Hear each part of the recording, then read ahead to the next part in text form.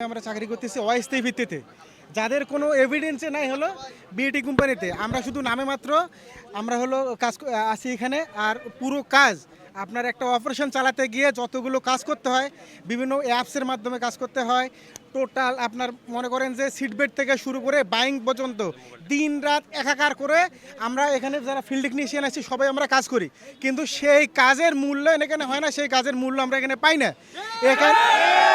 এখানে এখানে আমাদেরকে আসতে হয় আনলিমিট টাইমে, কখনো আসতে হয় সকাল 6টায়, কখনো 5টায়, যেতে হয় রাত 12টায়, যেতে হয় রাত 2টায়।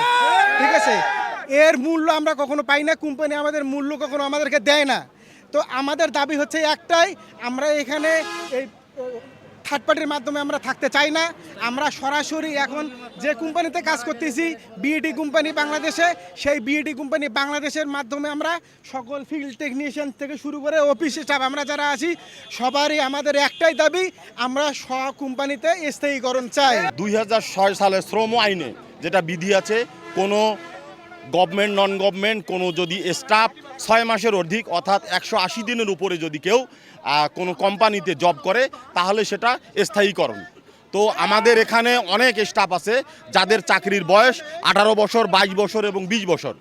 এরা এই স্টাফদেরকে, এই শ্রমিকদেরকে স্থায়ীকরণ না করে আমাদের থার্ড পার্টি আছে যাকে বলে ঠিকাদার বা ভ্যান্ডরের মাধ্যমে যুগের পর যুগ এই স্টাফদেরকে তারা পরিচালনা করতেছে।